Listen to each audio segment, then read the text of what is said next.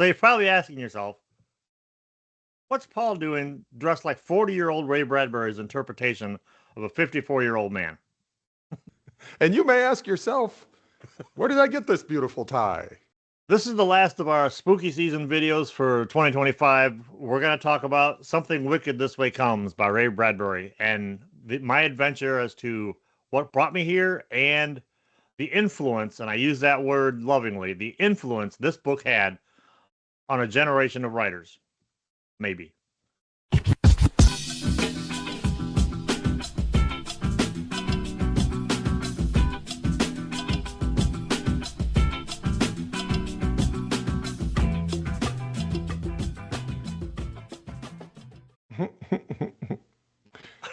Whew, this is going to be a good one. Let's hope so. I'm Paul. I'm Steve. And this is Check Your Shelf. And this is actually my sweater. I'm not going to lie. I was so happy when I found it at Goodwill. That's a nice sweater. I love it. And I've already told my oldest, if you don't think that when my grandson gets here, I'm not going to have pictures of me wearing this sweater holding my grandchild, you are mistaken. Hold the head. Watch the head. Yeah, mind the fontanelle. Mind the fontanelle. Mind the fontanelle. That's what they say in London on the train. All right, Steve, you know me. You know I love my Ray Bradbury. Yes, sir. You know. And pretty much everybody always, when you talk about Ray Bradbury, this is the book everyone talks about. Oh, yeah. Yeah. I forget about Fahrenheit 451. This is a terrific reminder. It's a great damn book. Yeah. But weirdly enough, it's not his best one, I don't feel. What do you guys think is his best one? Yeah, let us know in the comments. Yeah. I don't know so much that Something This Way Comes is his best book either. I'm partial to Martian Chronicles because, as a kid, reading Martian Chronicles when I was fascinated with Mars. But I want to talk about Something Wicked This Way Comes, a book that I only just read last week, which I've read almost, well, you can't say you've read almost all of Ray Bradbury because he wrote so much. Yeah.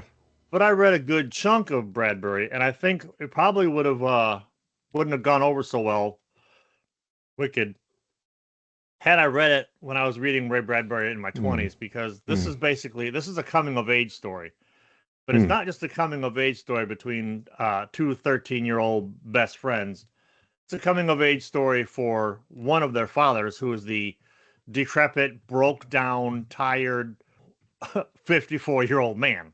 I've heard about Something Wicked This Way Comes a lot, but never really knew what it was about. I'm going to be learning about this book right along with all the rest of you. But when you said this is a coming of age story, it took me out for a second because I was sitting here thinking Martian Chronicles is probably my favorite Ray Bradbury as well, but I really loved Dandelion Wine, which is a coming of age story. So now I'm like, is Something Wicked This Way Comes basically sort of, this is the kind of story he likes to write, a coming of age kind of thing?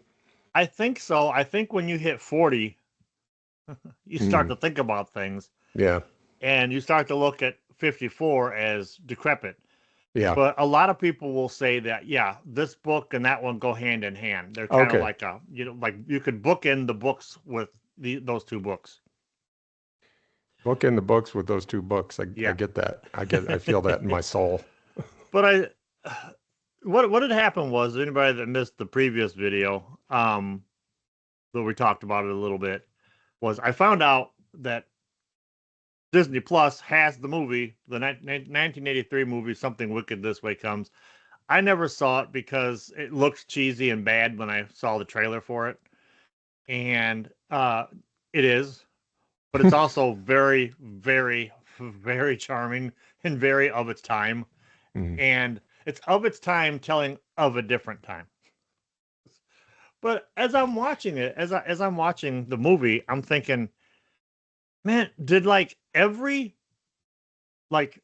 popular horror writer from the 70s and 80s just totally mine Something Wicked This Way Comes for material and for inspiration, specifically Stephen King. And after I got done reading the book, I'm like, there's absolutely no way he wasn't influenced by this book. Now, I'm not a Stephen King fan. Every King book I've tried to F, I ended up DNFing. So F those books. I tried, and there's a couple of them I tried on. I read some of his short stories. I kind of like those. He kind of reminds me of Clive Barker like that, where I couldn't get into Barker's novels, but his short stories are really good. Well, as it turns out, especially for those of you that just acquired Books of Blood, and you know who you are, Tim. I'm telling you, Rawhead Rex. You've got to read Rawhead Rex. It is my absolute favorite Clive Barker story. Needful Things apparently was heavily influenced by Something Wicked This Way Comes. There's almost everything he's done. Stand By Me is in this book. It is in this book. Dr. Sleep is in this book. There's so much flavor and concepts that are in this book that he basically just, I know what I'm going to do. I'm going to take this 275-page book. I'm going to write an 800-page book that isn't as good. And by I'm going to write, I mean I'm going to have my team write. Yes. And then I'm going to put my name on it. Yeah, exactly. Wow, we're going to get attacked in the comments. Well, I know you either love Stephen King or you hate Stephen King. I don't hate the man, because whether he wrote it or not, his book On Writing, which is On Writing, is really good. Whether he wrote it or not remains to be seen, because he doesn't follow any of his rules in that book. Hate the words, not the worder. That's right. And I like listening to the man talk. He's got a lot of really good ideas, and he's an interesting fella. And that book on writing is really good. Yeah, it's just too much. I've tried reading The Stand. I read Salem's Lot. Okay, I got about 120 pages into that thing before it hit the recycle bin, because it just dragged. I thought I'm going to get an early Stephen King book. I'm getting off on a tangent. I'm going to get an early Stephen King book. How bad can they be? Well, I found out. So you read around and found out. I read around and found out. Well, there's a scene with a dog. It's brutal. Yeah, he dies brutally. But then, like 60 or 80 pages later, he's referenced, and I'm like, oh shit, I forgot the dog died. There's so much rigmarole has happened between. Rigmarole. Anyway, well, see, I'm dressed like the old man, so I got to use the old man slang. Like I don't anyway. We're living up to Brown Jenkins' description, the two old Muppets from the balcony. Yes. Here comes that Stephen King again. He's a hack. But getting back, so I don't.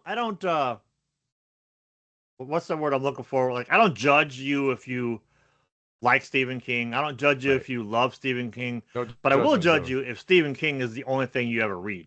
I got to draw the line somewhere. I'm that way with Harry Potter. That's a whole other episode. Yeah, we could do 3 episodes on that. Yes. The Harry Potter stands. Getting back to Something Wicked This Way Comes. Basically, the story is these two kids. They're 13 years old. They're on the cusp of being 14 because they were born around the midnight hour of Halloween. They live next door to each other. They're best friends. They're like 13 years old, and they live in this small town in Illinois called like Greentown or something like that. And this traveling carnival comes to town. First of all, if that early stuff sounds a little bit familiar, probably one of the reasons why I like this book so much is it kind of reminds me of maybe what those two old guys from the Muppets were like when they were 13. Anyway, this traveling carnival comes to town in the middle of the night and sets up shop, and just horrible wackiness ensues. People start disappearing from town. The two boys go in to investigate what's going on. So there's like Stranger Things vibes to this, and they find out that basically, I won't give the ending away for anybody that wants to read it, and I highly recommend reading it unless you do not like lyrical prose. If you don't understand lyrical prose, and if you don't like it, where it's not just the writer telling the story, he's giving you the emotional feel to kind of draw you in a little bit. If that's not your jam, then don't read it because you'll hate it. But it's kind of like the contrary to 451, which is very dry, whereas Something Wicked This Way Comes is very lyrical. It's almost like a epic poem, but not the rhyming kind, more the free verse, I guess.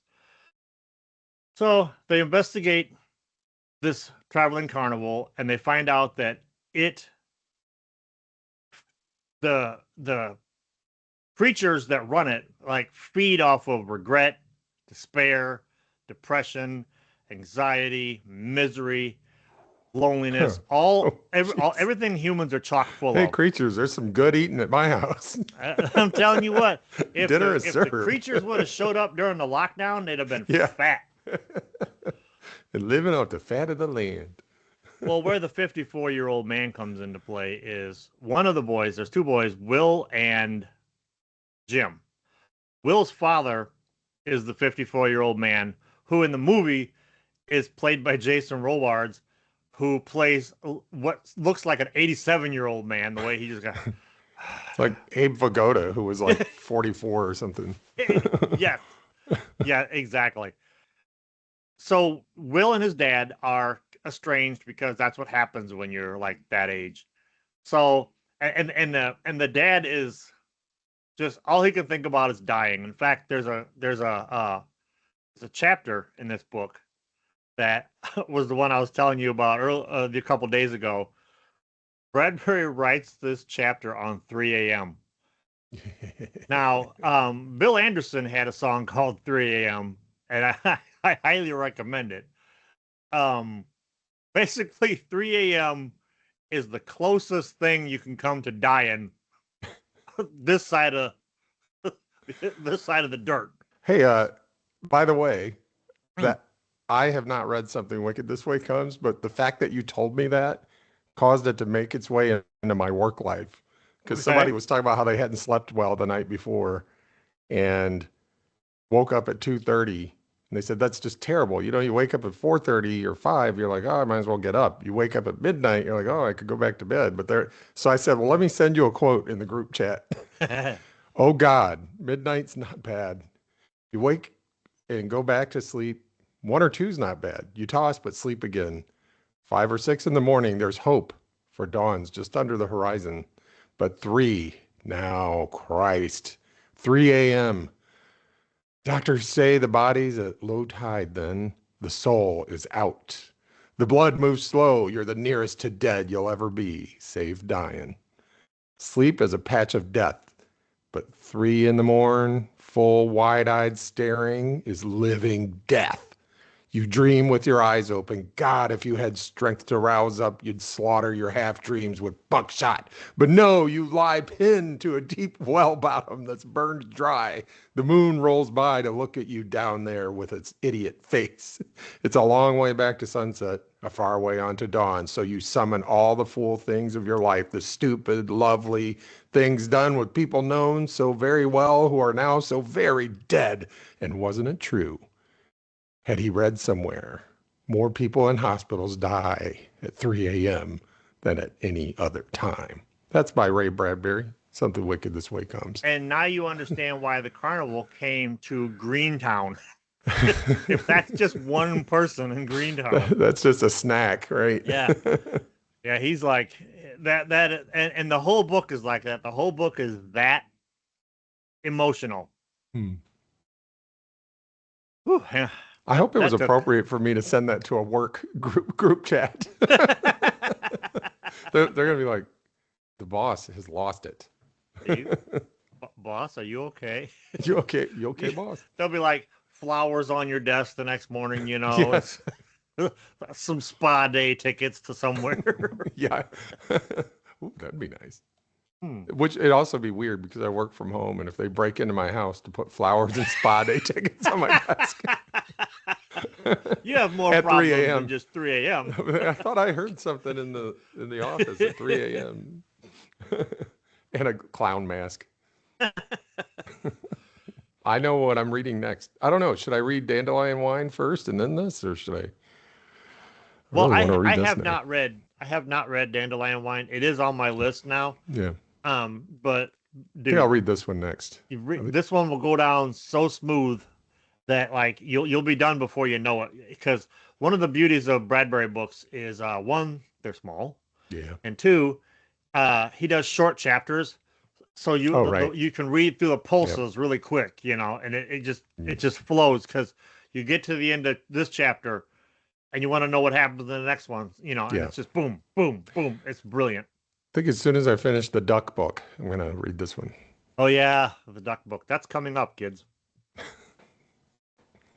You have to be in on the inside jokes to get that joke. Well, or you don't have to. This is the book Steve and I are reading probably the beginning of next month. This is the one that we had the contest for, the Die Like a Duck.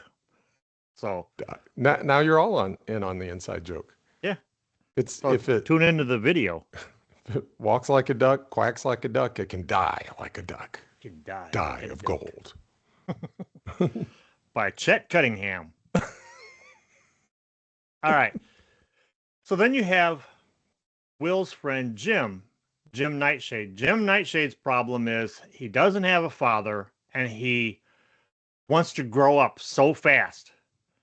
And there's passages in this book like Will's content. Will loves his books because his dad's the librarian at the local library. He loves his books. He loves his boyhood adventures. Jim wants to go forward and just become a man. Little does Jim know that in 1962, like becoming a man is probably a bad idea because we know what happens in a couple We're just years. like 2 to 4 years away from being in the stink. There's a great line about how basically Will is running as fast as he can to keep up with Jim, who is not running as fast as he can, so Will can keep up. It's all metaphor. It's all just beautiful. Like they don't have to tell you in 100 pages that Will and Jim are friends, but they might not be friends forever. Just like all friends at that age. Yeah. No, it's you feel it. You feel these things when you're reading this. You don't have to hear it. So they investigate the carnival and they find this merry-go-round that makes people old or young. There's this house of mirrors that's got some crazy shit in it. There's the illustrated man who is basically the ringleader of the whole carnival, who's just he's this guy. He's every bit of like the supernatural creature thing that like Pennywise was in it. He's just that really great supernatural. The Wicked Witch from Wizard of Oz. He's all these things. Well, he's a great villain. Plus, and he's a very snappy dresser. I'm just gonna say all that and a snappy dresser.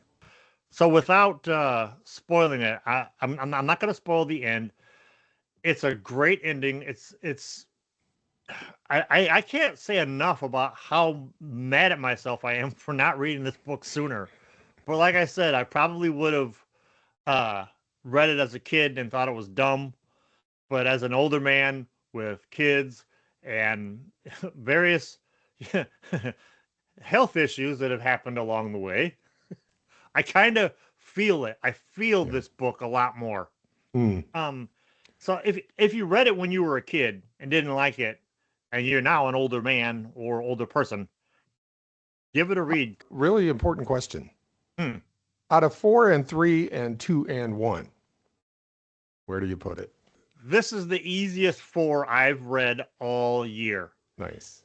In fact, if we do one of those year-end review videos that the kids like so much on the BookTube, this one is clearly going to be in towards the top. All right. So, yeah, we'll see. We'll see if we get around to that. Yeah, that's probably something we can do after we've exhausted ourselves with all those events we were doing. Yeah, and speaking of events, we have an event coming up in just a few days, but you'll have to tune in to find out what it is. Or do we? Did you read Something Wicked This Way Comes? Let us know what you thought of it. Let us know what you thought of Paul's review and my dumb comic relief. And while you're doing that, hit the like button, subscribe, notification, share, comment, because it really does help. And if you have your own BookTube channel, link it in the comments, and so we can check it out, and so our viewers can come check you out. Thank you.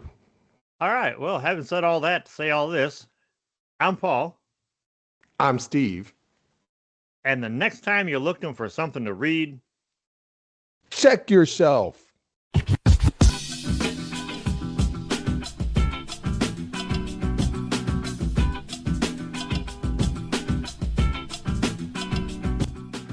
So are we ready?